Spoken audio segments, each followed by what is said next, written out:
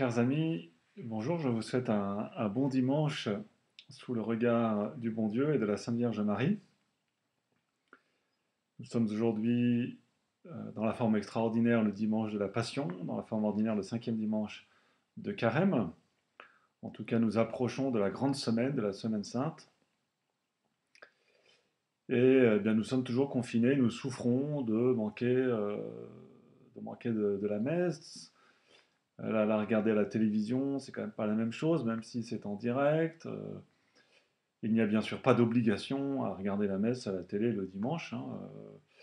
La messe à la télé n'est pas une vraie participation à la messe, c'est juste une manière de s'aider à prier et de prier ensemble, parce que c'est vraiment une manière de prier ensemble quand même.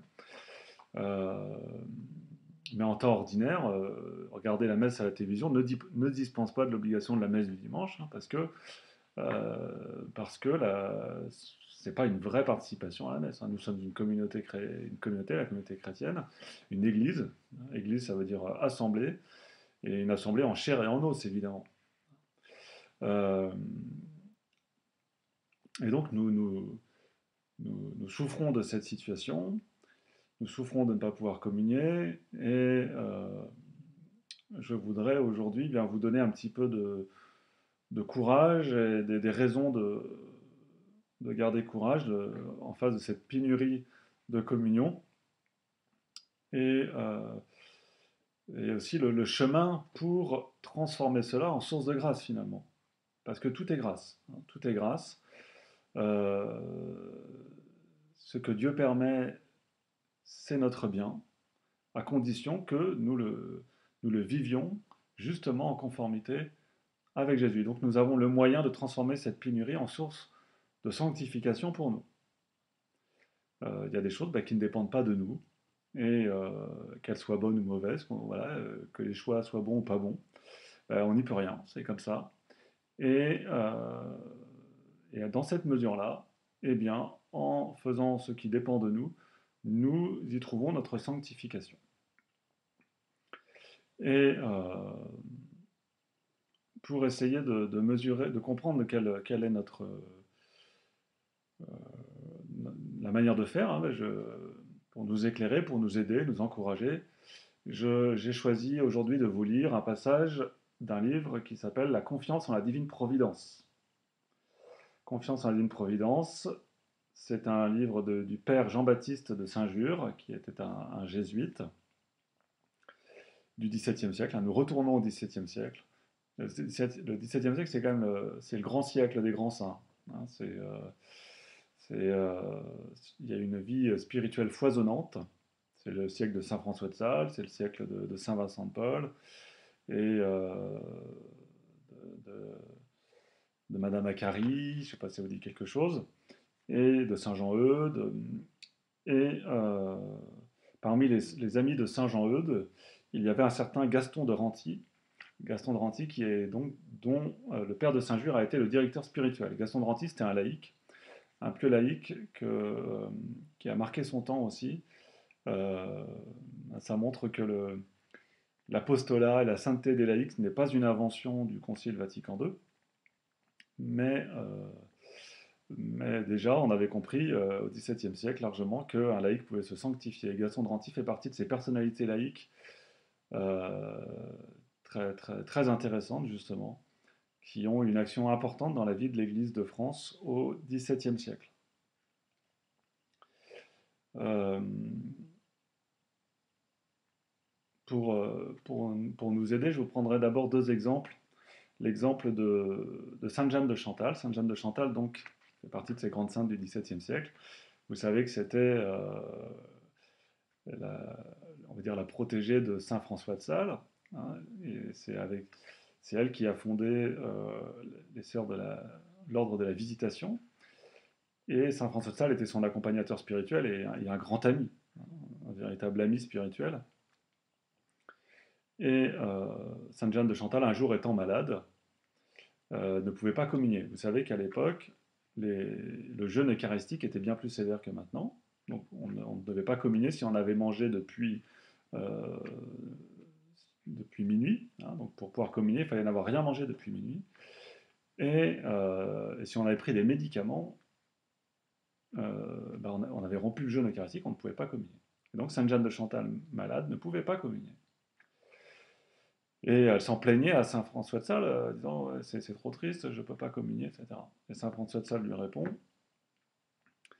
euh, l'important, c'est de faire la volonté de Dieu. C'est là qu'est votre sanctification. Si Dieu ne veut pas que vous communiez en ce moment, eh bien, vous faites la volonté de Dieu. C'est ça qui compte. Il n'y a rien de plus important, rien de plus grand.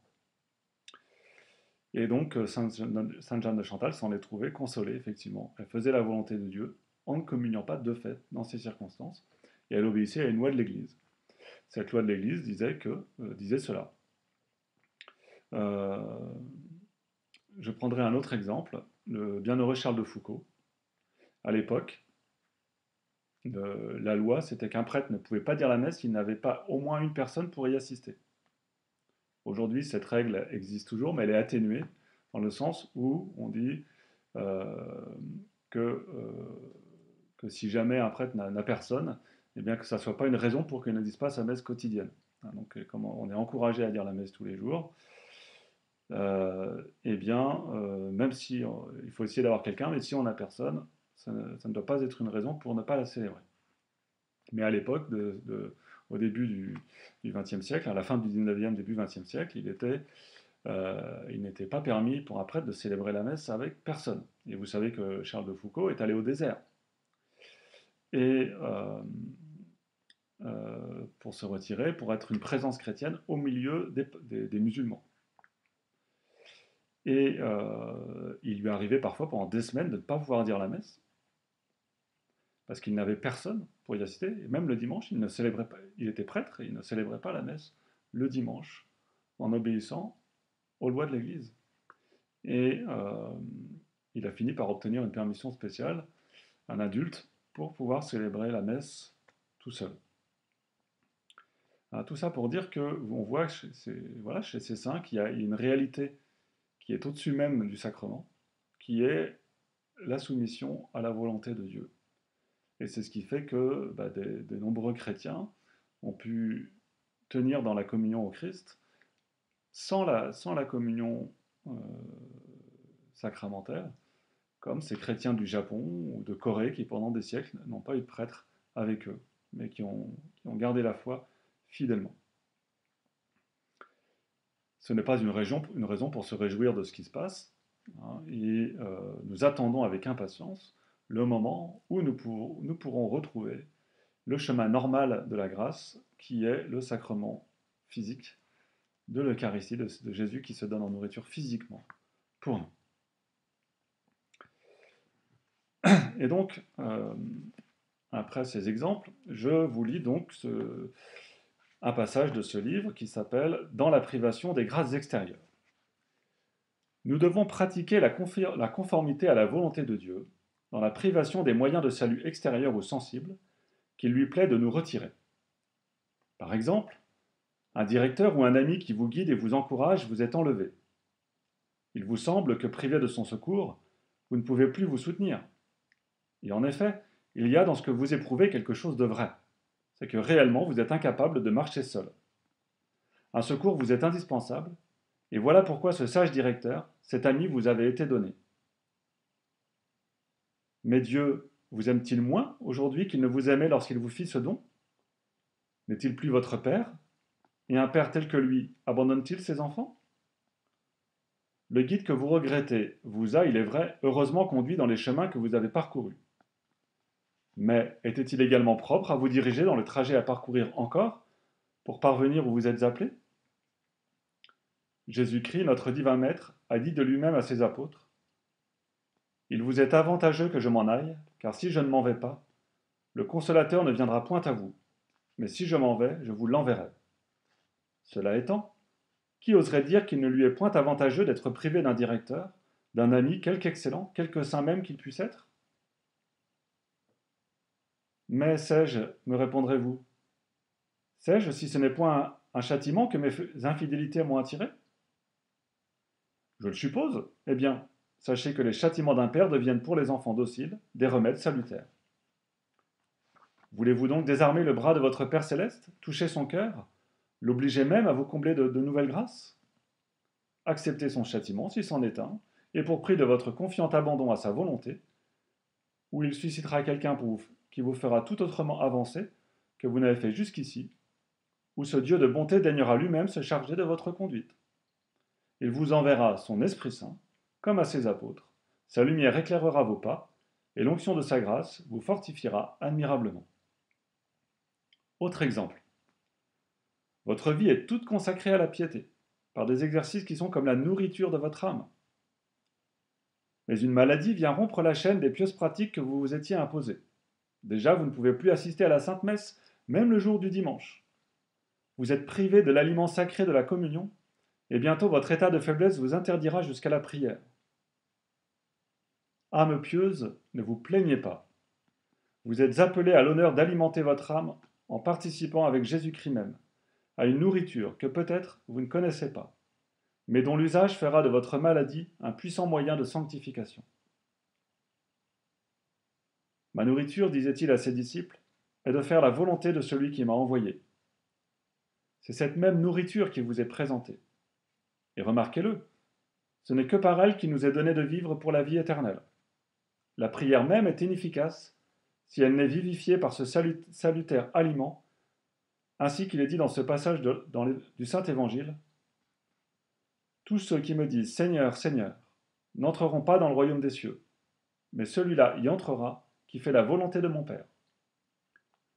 Or, vous le savez, c'est Dieu qui vous réduit à l'état où vous êtes. C'est donc lui qui vous dispense de vos pratiques de piété, ou plutôt qui vous les interdit.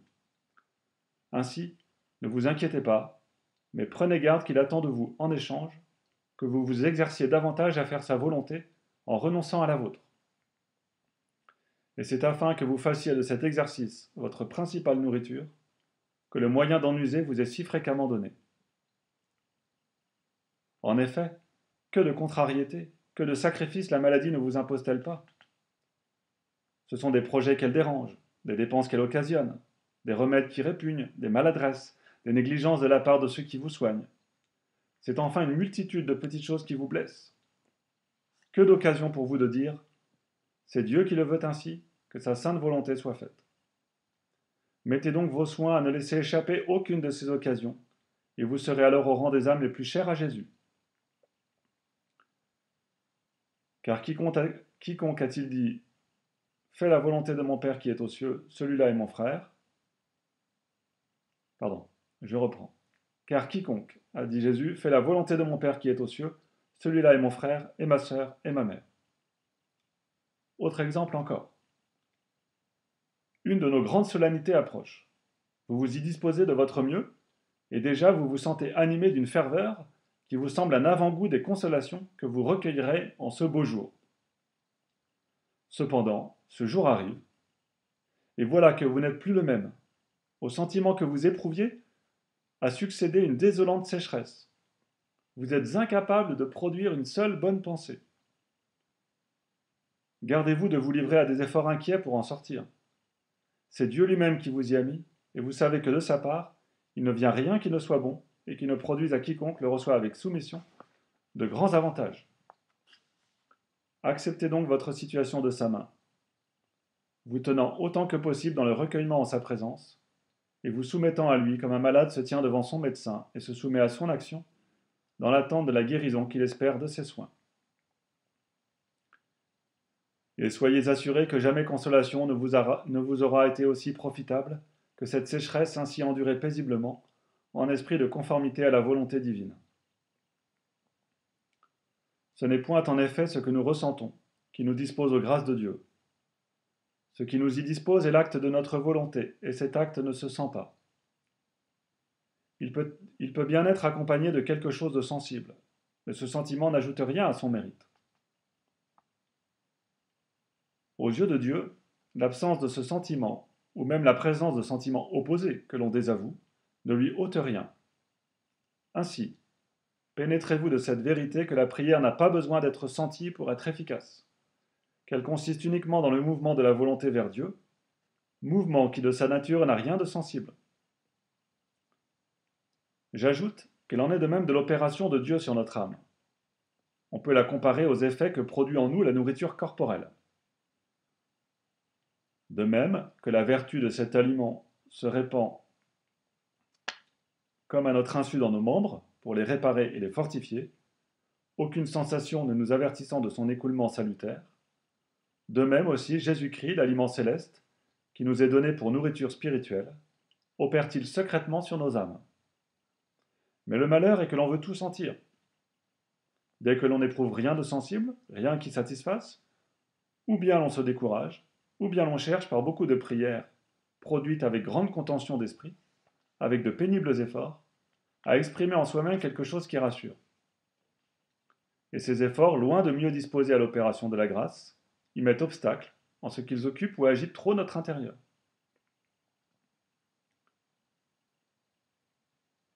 On rapporte que sainte Catherine de Sienne, ayant un jour demandé à notre Seigneur, qui se communiquait avec tant d'abondance aux patriarches, aux prophètes et aux premiers chrétiens, pourquoi ces divines communications étaient beaucoup plus rares de son temps. Notre Seigneur lui répondit que c'était parce que ces grands serviteurs de Dieu, désoccupés et vides de l'estime d'eux-mêmes, venaient à lui comme des disciples fidèles, se tenant dans l'attente de ces divines inspirations, se laissant mettre en œuvre comme l'or dans le creuset, ou peindre de sa main comme une toile bien préparée, et lui laissant écrite dans leur cœur sa loi d'amour. Tandis que les chrétiens de son époque, agissant comme s'ils ne les voyaient ni ne les entendaient, voulaient tout faire et parler tout seuls, et se tenaient ainsi tellement occupés et agités qu'ils ne le laissaient pas opérer en eux. Remarquez que ce divin Sauveur avait déjà voulu nous prémunir contre un tel excès dans son saint évangile. Il y est dit « Quand vous prierez, n'affectez point de parler beaucoup comme font les païens qui s'imaginent qu'à force de parler, ils seront exaucés. Ne leur ressemblez donc pas en cela, car votre Père céleste sait de quoi vous avez besoin avant que vous ouvriez la bouche pour le lui demander. » Voilà, chers frères et sœurs, une lecture qui me paraît bien opportune, que nous pouvons prendre le temps de méditer. Et parfois, si en face d'épreuves de ce genre, c'est-à-dire que nous sommes privés de ce qui normalement est notre droit, notre dû, notre bien spirituel que le Christ nous a donné, il importe alors de purifier notre désir en le rapportant à la volonté de Dieu, en apprenant à offrir cette peine-là elle-même, euh, pour que cette souffrance-là, cette souffrance qui est légitime, mais qui parfois peut être mélangée un peu aussi d'attachement à sa volonté propre, euh, soit l'occasion d'une croissance spirituelle et non pas d'une forme de révolte contre la volonté de Dieu euh, en face de cette épreuve. Songeons aussi peut-être à d'autres qui endurent malgré eux des souffrances nettement plus grandes que cela et que nous partageons d'une certaine manière maintenant. Amen.